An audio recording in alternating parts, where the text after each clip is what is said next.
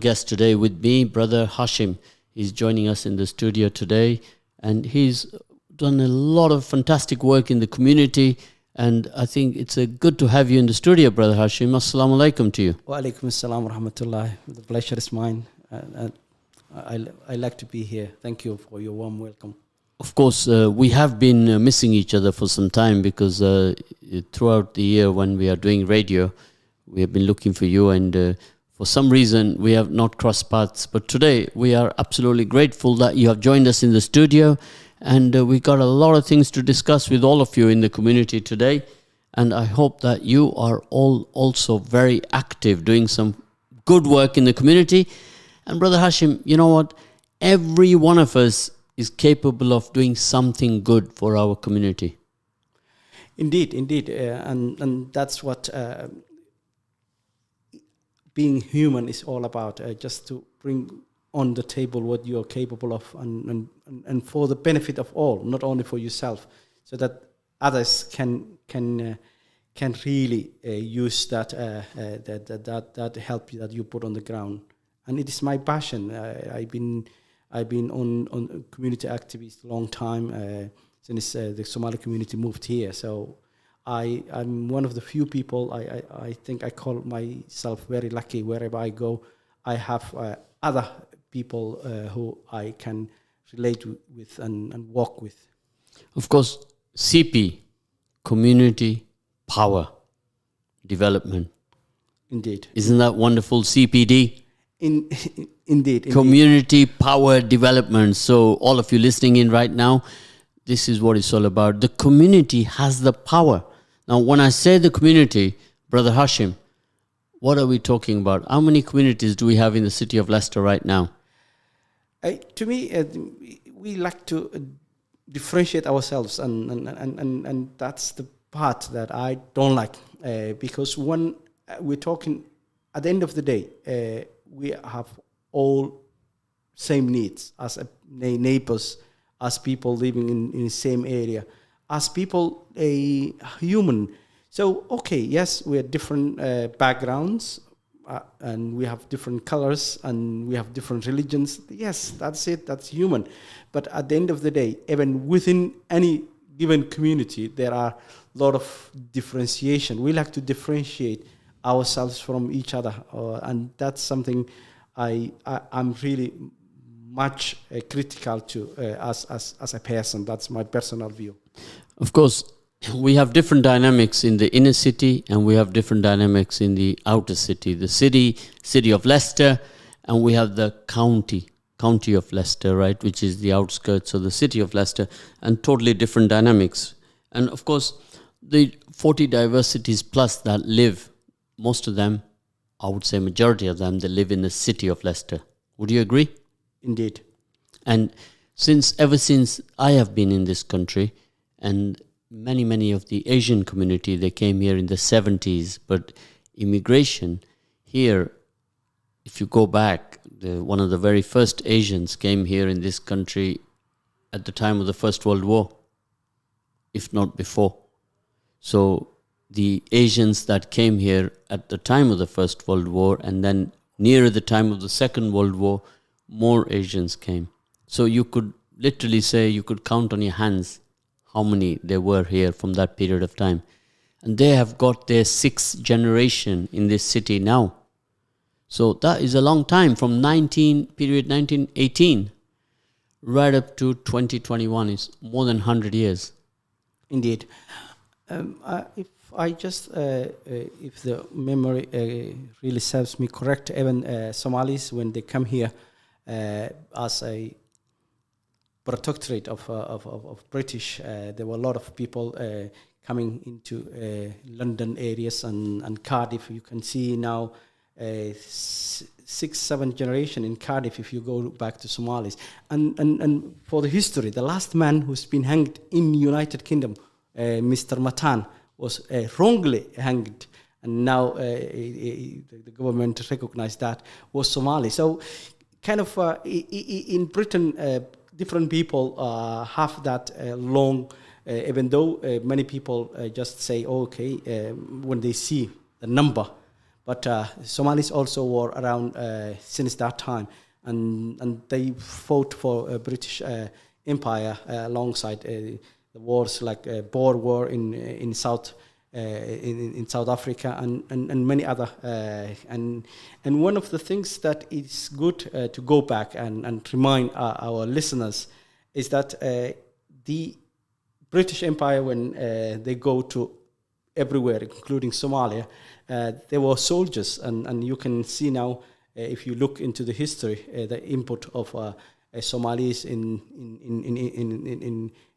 those wars, and I think it's something that we don't often talk about, and I thank your show bringing that history to your listeners, and it is something that I've been looking into, and many youngsters now in Leicester, when I'm teaching them about their roots, because when people bully them in the schools and say, look, you just came, I give them the facts, and they go back to the history, and they show that why they are so related to Great Britain and British Empire back in those days.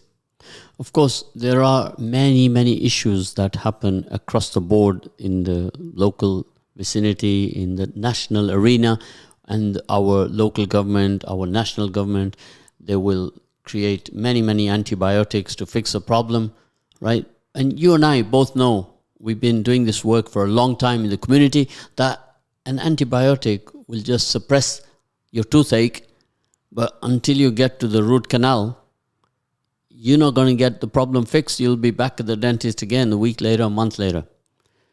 That's the real politics, and when things go bad, people just coming into numbers and trying to fix quickly, instead of planning and doing real work like on the community and engaging in the level, grassroots level, and understanding how to fix problems. But bless them, it has been like this in everywhere. People always rush to whenever they see and concentrate on the reactions rather than trying to find the root cause of the problems, as you put it wisely on your paraphrase.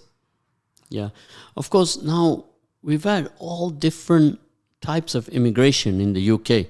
So if I was to not go, let's start at the 60s and the 50s.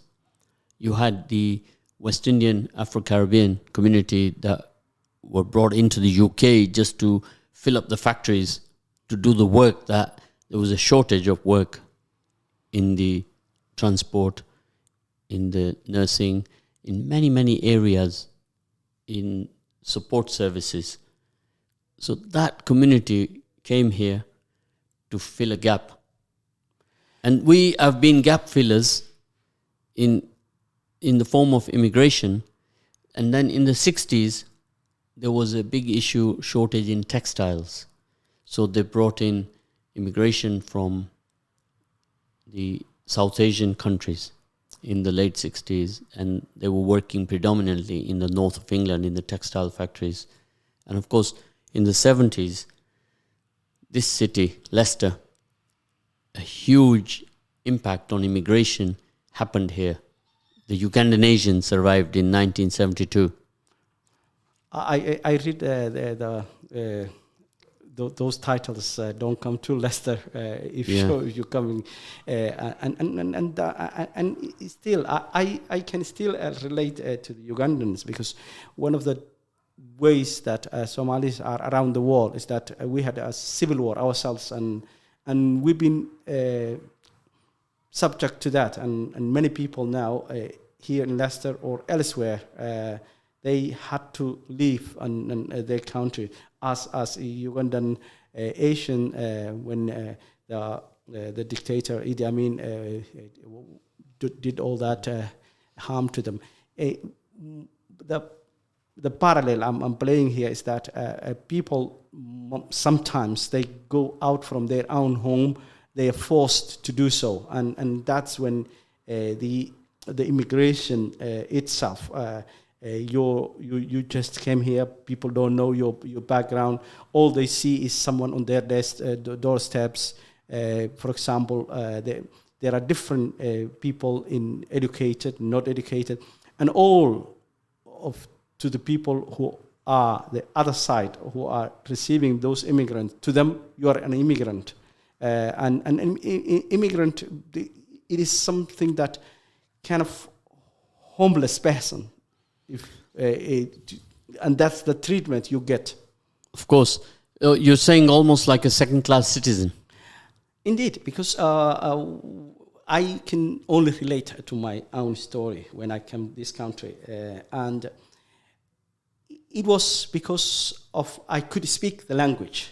And one of the difficulties that I had was that they checked the countries that you've been. And I was transited in France. And they asked me, why you don't go to France? And I said, look, I can't even speak the language. I can speak to you as an immigration officer, as I'm speaking to you now. If I were to ask anything to a French person, I could have waited there for long, and I don't know what to say. And this is a privilege for me. I go where I can communicate. It is not because I had to go to choose England or France, because neither countries, I never lived. I don't know. But my point was that my home country, I couldn't go back. And that's the thing I started relating. And when you are cornered into something and someone is making decision all your life, that's what it is you can feel as someone who's not wanted. And I can feel now the immigrants, the people, and on all those policies, when the person never go through, as I did on the system, as a fresh immigrant to a citizen, you cannot appreciate different ways. For example, when I came to this country, 2 years, they never made a decision on my case. And those 2 years, it is kind of mental lockdown. You're in prison, and you're waiting the verdict. It's as if the jury retired into a room, and they never came back for a verdict, because at the end of the day, you are eligible to stay in this country or you're not.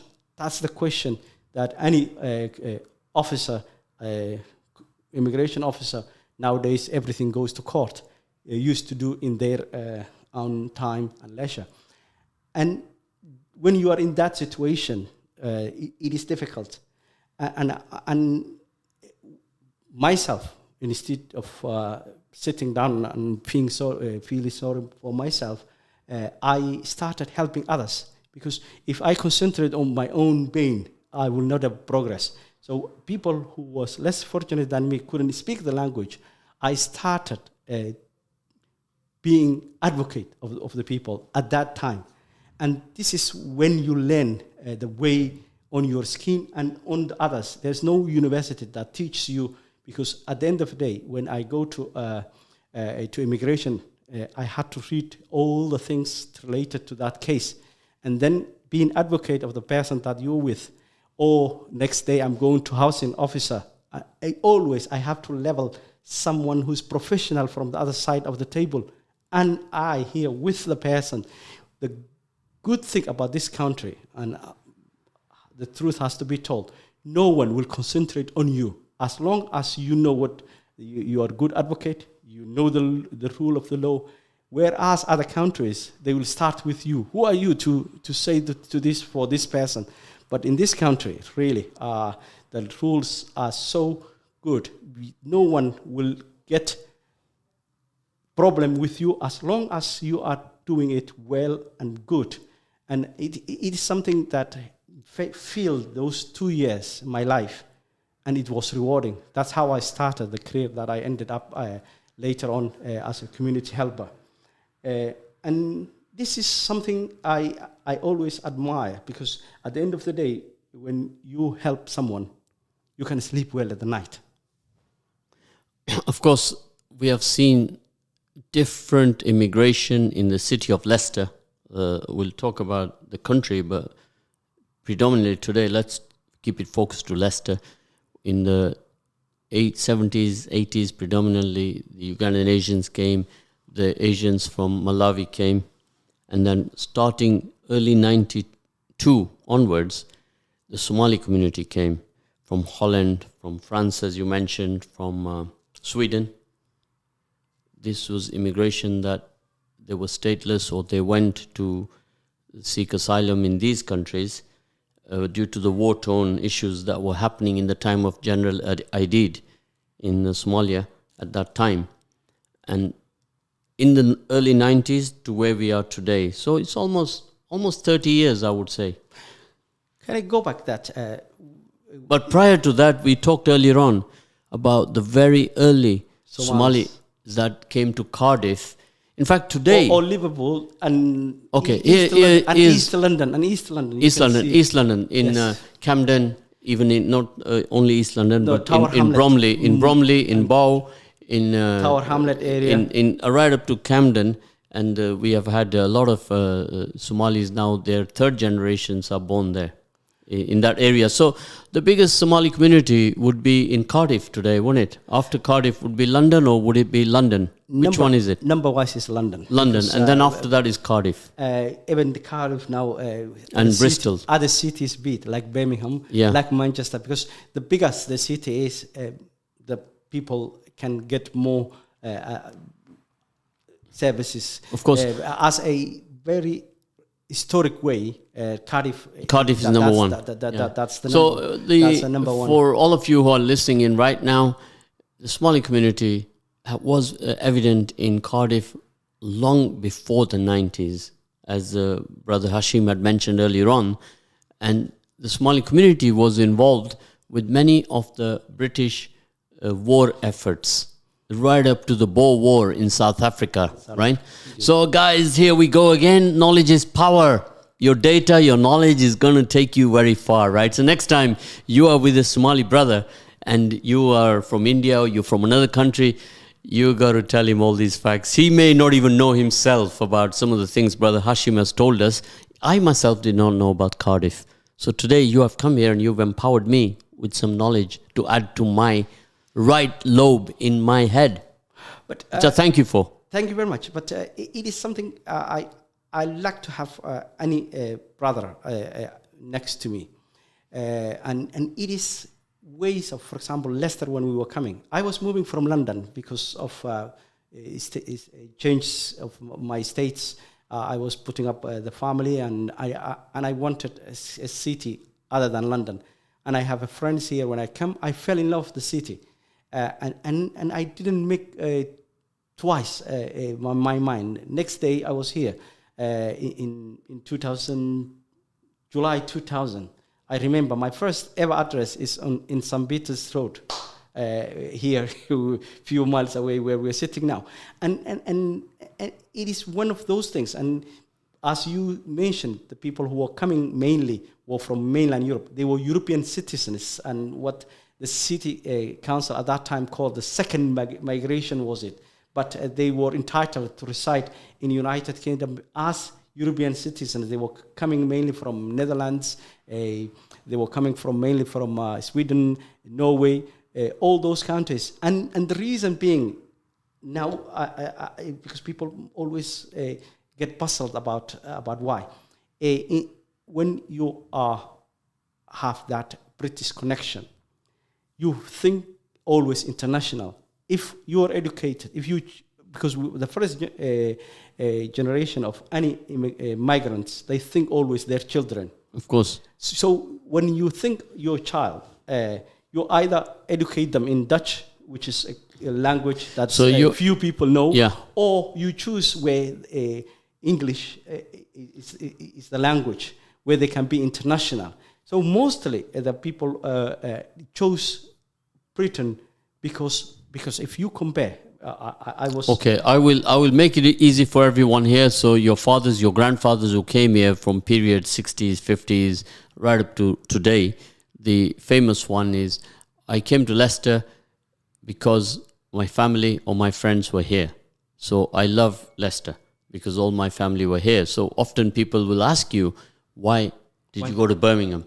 That's another area in Sparkbrook where I've been there and I've met many Somali brothers there, right? In fact, for all of you, one text message has come to me saying that, look, what is the population of the Somali community in England, and I always tell them, hey, my name is Zed, not Zoogle.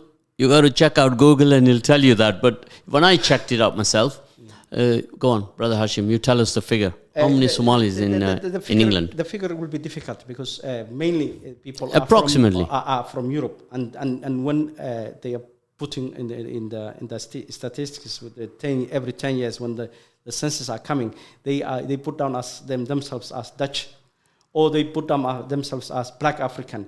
So it is only this. So that famous ethnicity, which I always fill in there, my ethnicity is human.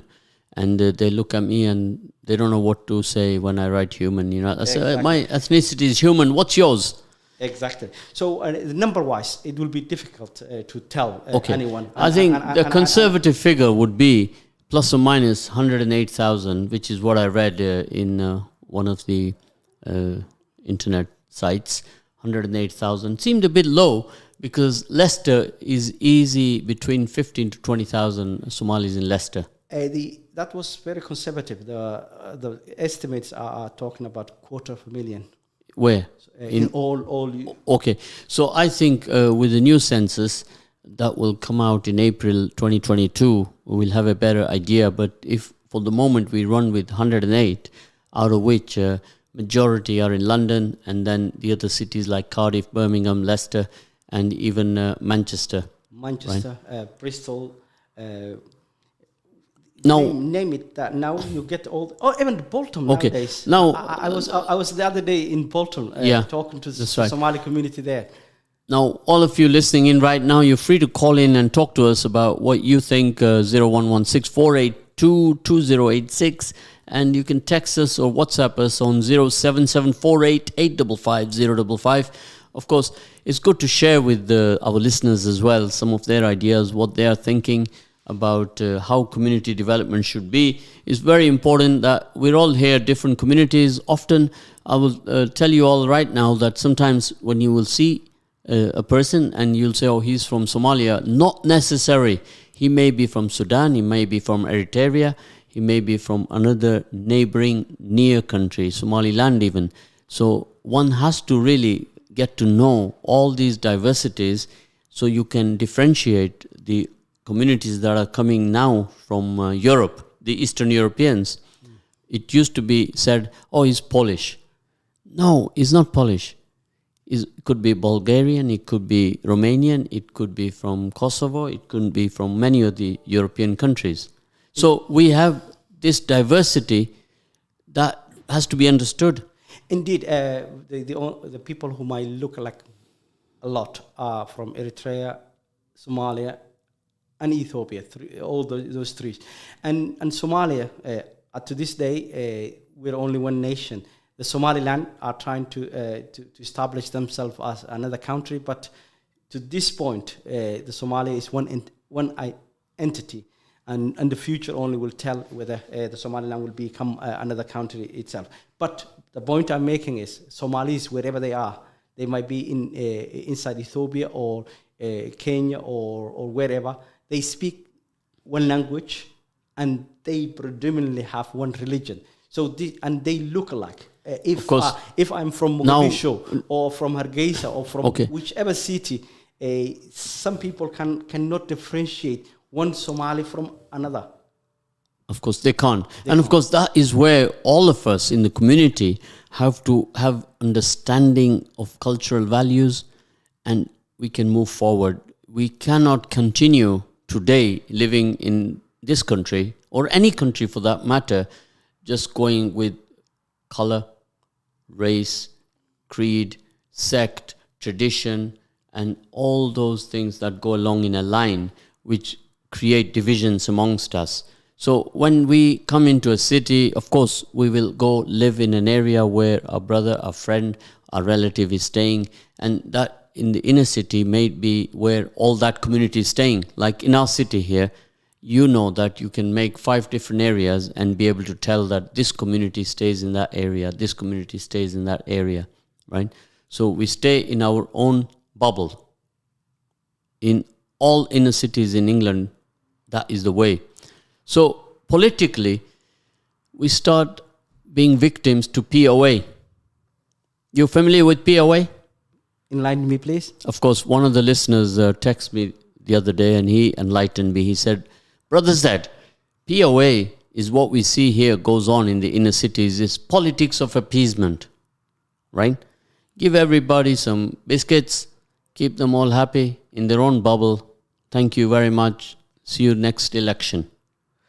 Yes?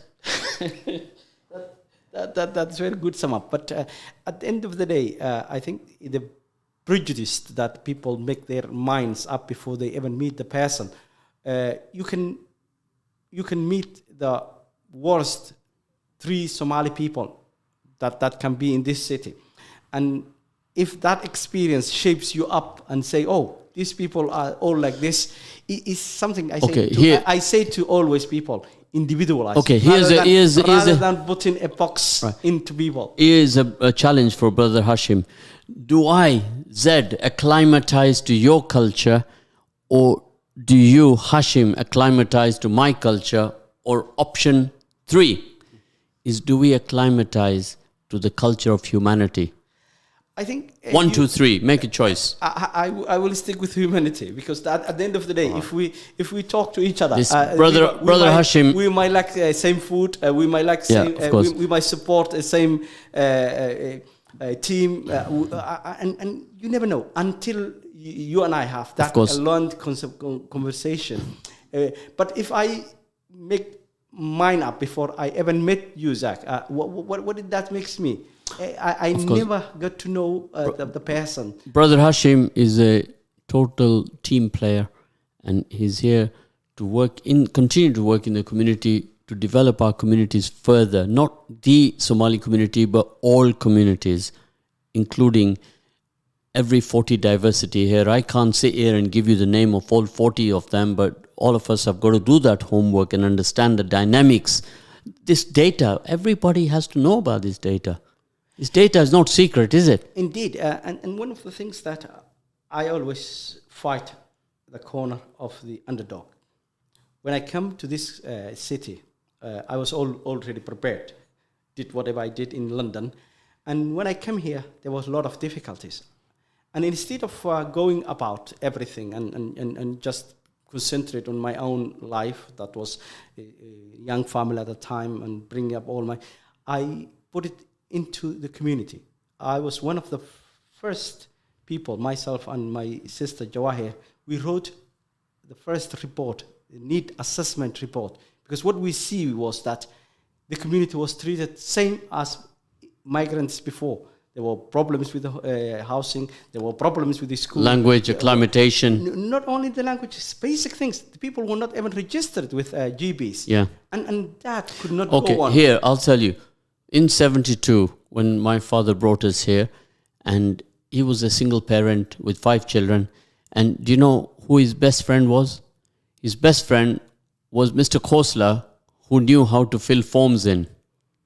And there was a queue outside Mr. Khosla's house. Everybody went out there to have their forms filled. Just filling a form was a challenge, because we had never seen these forms. My father had not seen them at all. And he needed the help and assistance of Mr. Khosla to do that for him.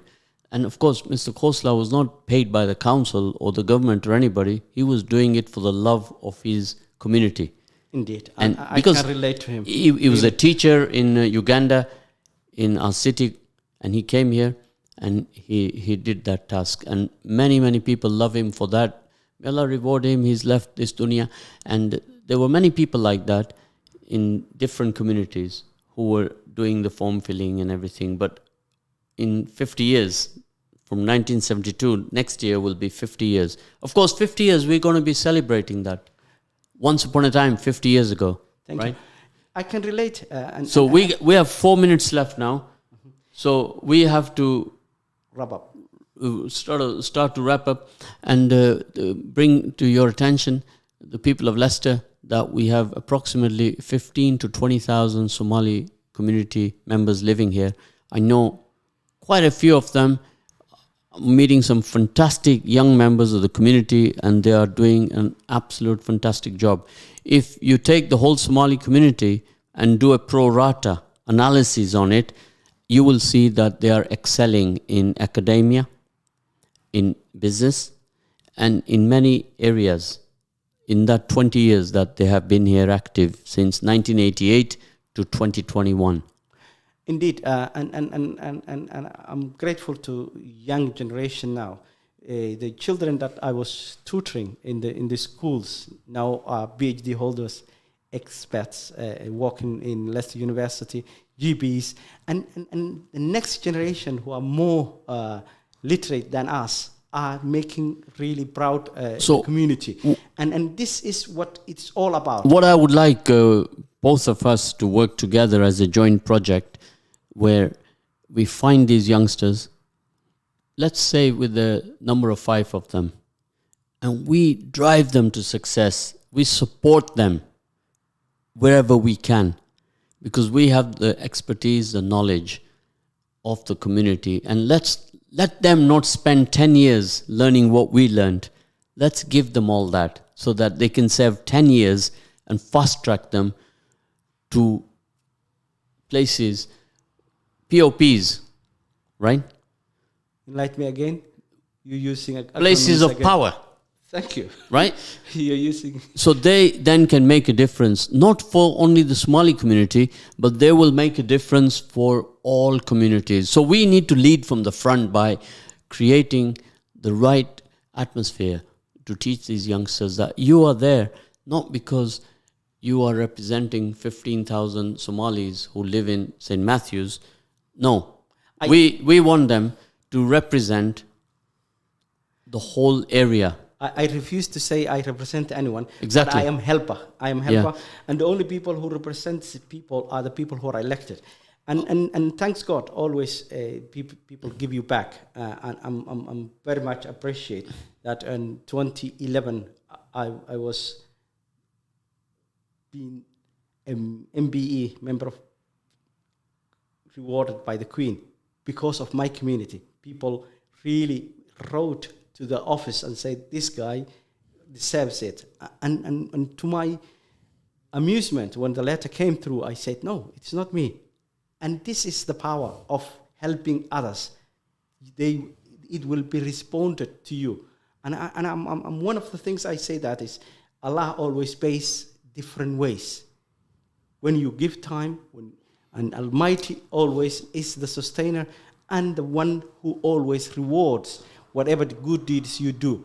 And I leave with anyone listening today, please give time and effort back to where your expertise lays and give back to anyone. Even if you change one person's life, that will be enough for everyone.